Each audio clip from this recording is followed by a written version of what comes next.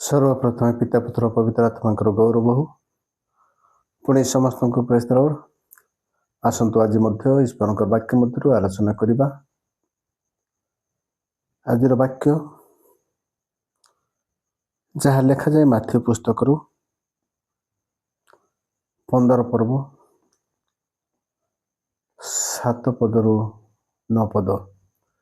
ଆଉ କପଟିମାନଙ୍କ ବିଷୟରେ ଯୀଶୁ ଖ୍ରୀଷ୍ଟ ପୁଣି ଯିଶାୟ ଭାବବାଦୀ କହନ୍ତି। ତେଣୁ ଆଜି ଆଲୋଚନା କରିବା କପଟିମାନଙ୍କର ଗୁଣ ସମୂହ ବିଷୟରେ। ଆଉ କପଟିମାନଙ୍କର କେଉଁ କେଉଁ ଗୁଣ ବ୍ୟବହାର ଥାଏ ସେ ବିଷୟରେ ଆମେ ଆଲୋଚନା କରିବା। ଆଉ କପଟିମାନଙ୍କର ଗୁଣ ସମୂହ ମୁଁ ପଢ଼ୁଅଛି ମାଥ୍ୟୁ 15 ପର୍ବ ତାର 7ରୁ 9 ପଦ ଯାଏ।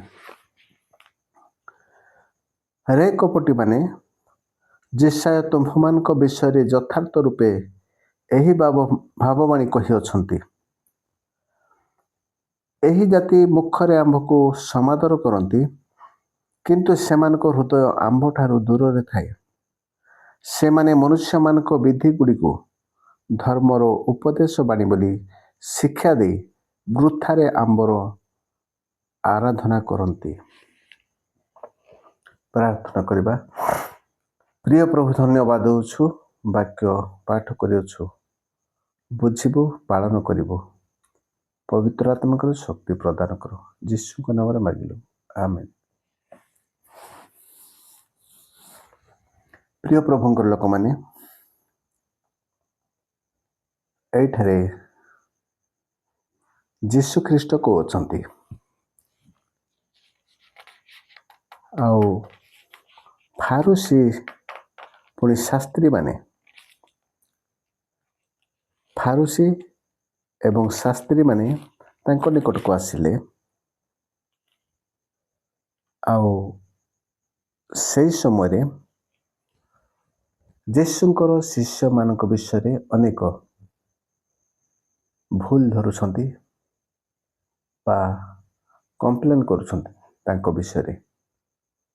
ଆଉ ଶିଷ୍ୟମାନଙ୍କର ବିଷୟରେ ଯୀଶୁଙ୍କୁ କହୁଛନ୍ତି, ଜେରୁସାଲେମରୁ ଫାରୁସୀ ଆଉ ଶାସ୍ତ୍ରୀମାନେ ଆସୁଛନ୍ତି ଆଉ ତାହାଙ୍କୁ କହୁଛନ୍ତି, ତୁମ୍ଭର ଶିଷ୍ୟମାନେ ଏ ପ୍ରକାର, ତୁମ୍ଭର ଶିଷ୍ୟମାନେ ଆଉ ଯାହାକି ବାକ୍ୟରେ ଲେଖାଯାଏ ତାଙ୍କର ଶାସ୍ତ୍ରର ଯାହାକି ବିଧିବିଧାନ, ଯାହାକି ସେମାନଙ୍କର ବ୍ୟବସ୍ଥା ଅଛି, ସେଇ ସମସ୍ତ ବିଷୟରେ ନିନ୍ଦା କରୁଅଛନ୍ତି ଶିଷ୍ୟମାନଙ୍କୁ। ଆଉ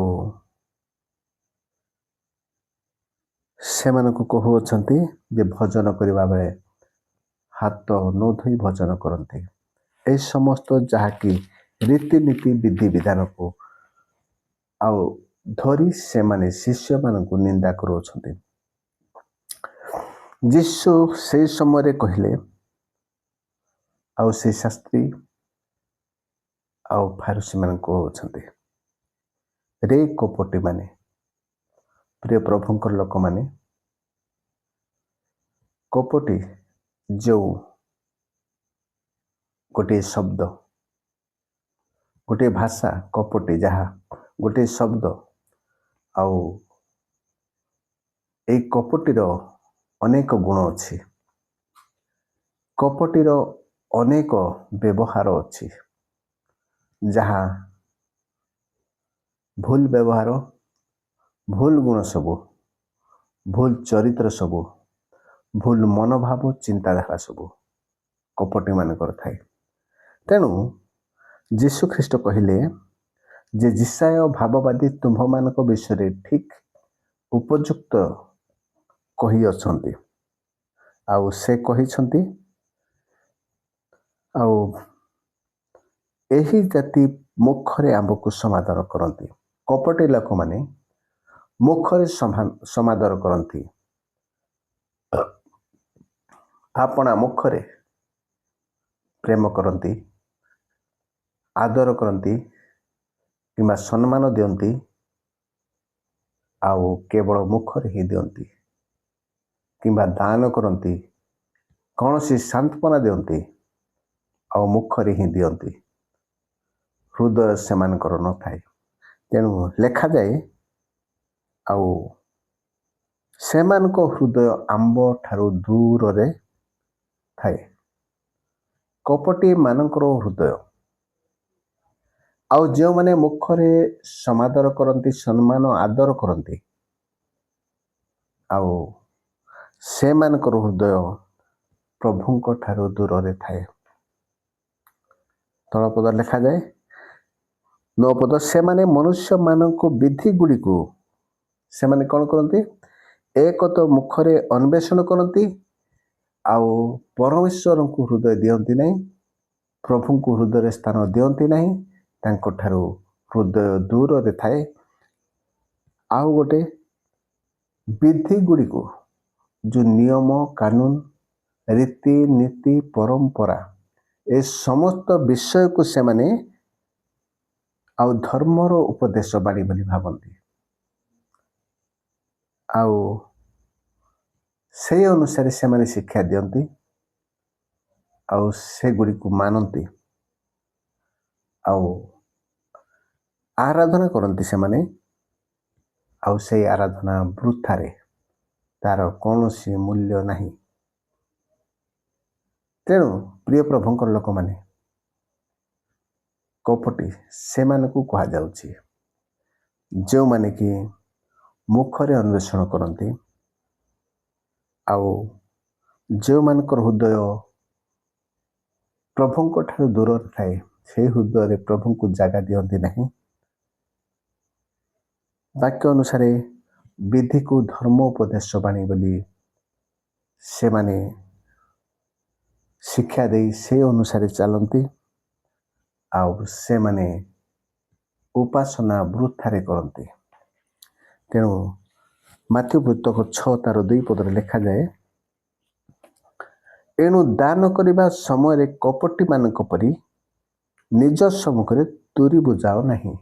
ଦେଖନ୍ତୁ, ଦାନ କଲାବେଳେ ମଧ୍ୟ କପଟୀ ମାନଙ୍କର ଯେଉଁ ଗୁଣ, ଯେଉଁ ପ୍ରକାର ଦାନ, ତାଙ୍କର ଶୈଳୀ, ଦାନ ଦେବାର ଶୈଳୀ, ଦାନ ଦେବାର ସମୟରେ ଯେପରି ଲୋକମାନେ ଜାଣିବେ, ଲୋକମାନେ ଦେଖିବେ, ଲୋକକୁ ଦେଖାଇବା ନିମନ୍ତେ ଆଉ ସେମାନେ କରନ୍ତି।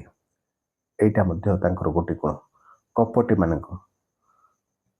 କପଟୀମାନେ ସବୁବେଳେ ଆଉ ଲୋକ ଦେଖାଇବା ପାଇଁ ଚାହାନ୍ତି, ଅନ୍ୟଠାରୁ ପ୍ରଶଂସା ପାଇବା ପାଇଁ ଚାହାନ୍ତି। ସେମାନଙ୍କୁ ଆଉ ଲୋକ ଜାଣନ୍ତୁ, ଦାନ ଦେଉଛନ୍ତି, ସେମାନେ ଉଚ୍ଚ ଆସନରେ ବସିଛନ୍ତି, ସେମାନଙ୍କର କଥା ଆଉ ଉତ୍ତମ, ଭଲ ବା ସେମାନେ ମୁଖିଆ, এই ସମସ୍ତ ବିଷୟ ସେମାନେ ଇଚ୍ଛା କରନ୍ତି। ତେଣୁ ଲେଖାଯାଏ ଯେ ସେମାନେ ଲୋକମାନଙ୍କ ଠାରୁ ଗୌରବ ପାଇବା ପାଇଁ ସମାଜ ଗୃହରେ, ଦାଣ୍ଡରେ ସେ ପ୍ରକାର କରନ୍ତି।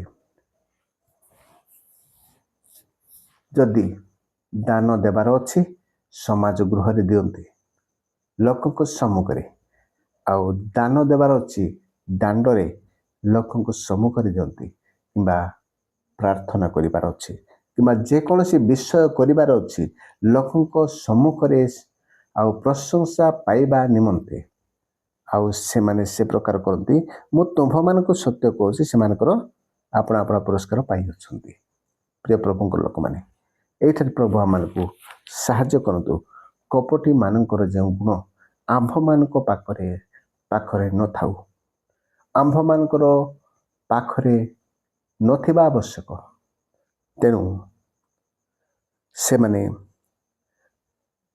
ଏଠାରେ ଲେଖାଯାଏ ଯେ ଯେଶାୟା ପୁସ୍ତକରେ ମଧ୍ୟ 29:13 ପଦରେ ସେମାନଙ୍କ ବିଷୟରେ ଆମେ ଦେଖୁ। 29 ତାର 13 ପଦରେ ଦେଖନ୍ତୁ, ଆହୁରି ପ୍ରଭୁ କହିଲେ,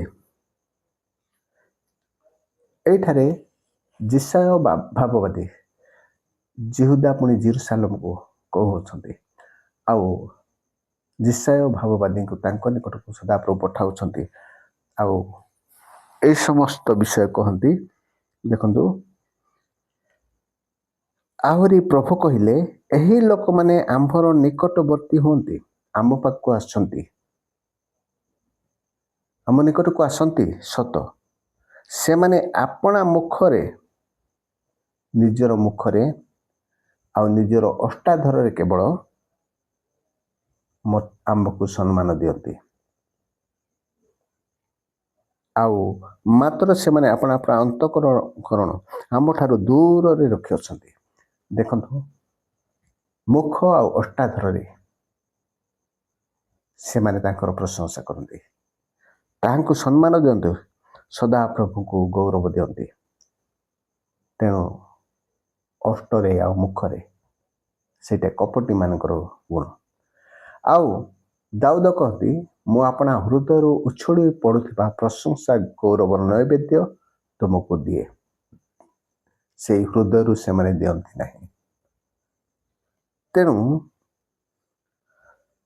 ଓ ଆମ୍ଭ ବିଷୟକ ସେମାନଙ୍କର ଯେଉଁ ଭୟ ଅଛି, ପ୍ରଭୁ ଭୟ ଯେଉଁ ଜୀବନ କାଟିବା ପାଇଁ ଇଚ୍ଛା କରନ୍ତି, ତାହା ମନୁଷ୍ୟ ଠାରୁ ଶିଖିଥିବା ଗୋଟିଏ ଆଜ୍ଞା ପରି ସେମାନେ ବ୍ୟବହାର କରନ୍ତି।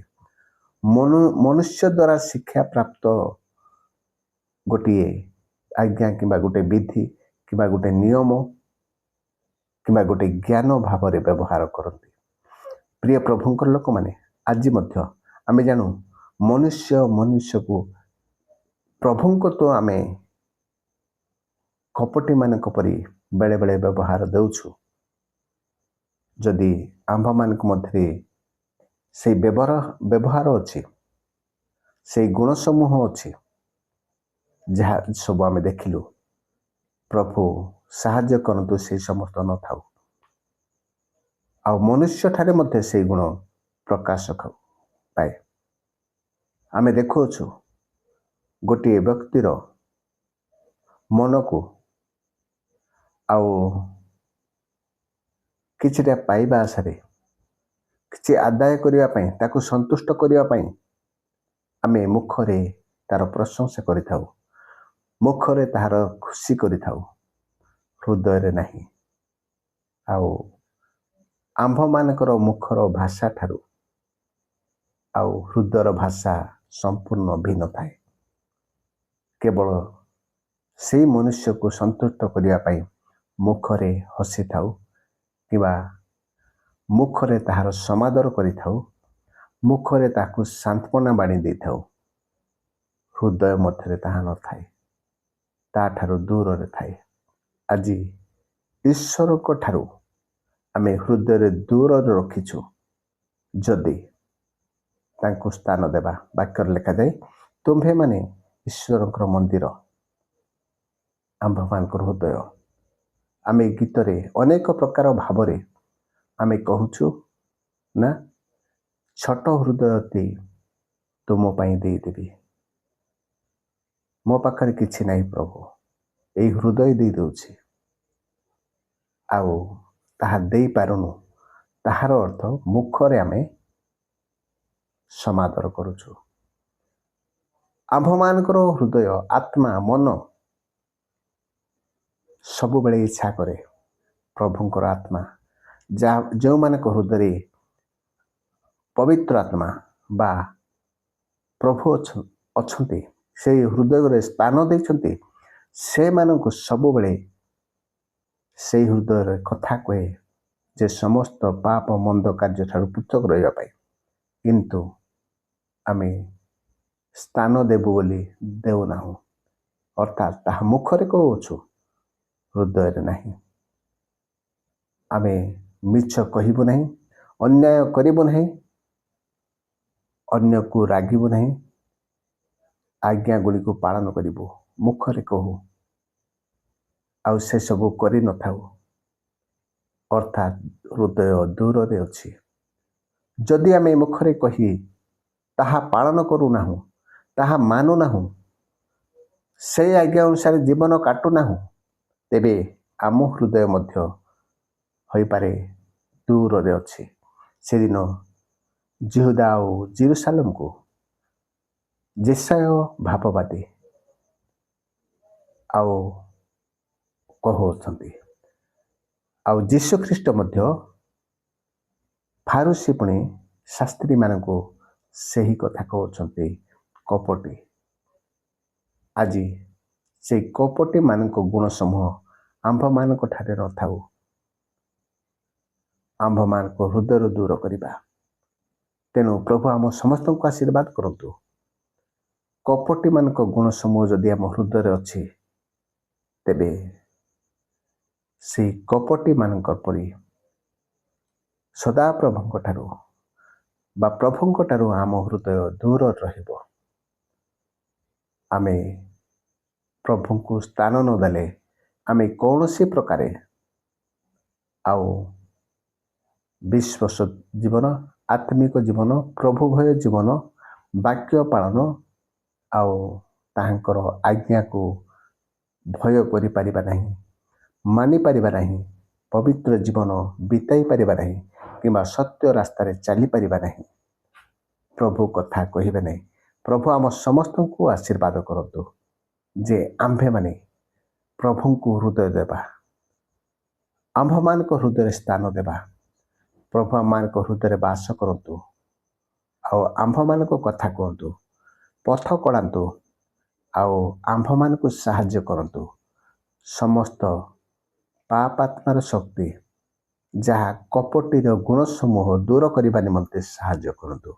ପ୍ରଭୁ ଆମ ସମସ୍ତଙ୍କୁ ଏହି ବାକ୍ୟ ଦେଇ କପଟିର ଗୁଣ ସମୂହ ଠାରୁ ଦୂରରେ ରଖି ସ୍ୱର୍ଗ ରାଜ୍ୟରେ ପ୍ରବେଶ କରିବା ପାଇଁ ସାହାଯ୍ୟ କରନ୍ତୁ। ଆମେନ୍।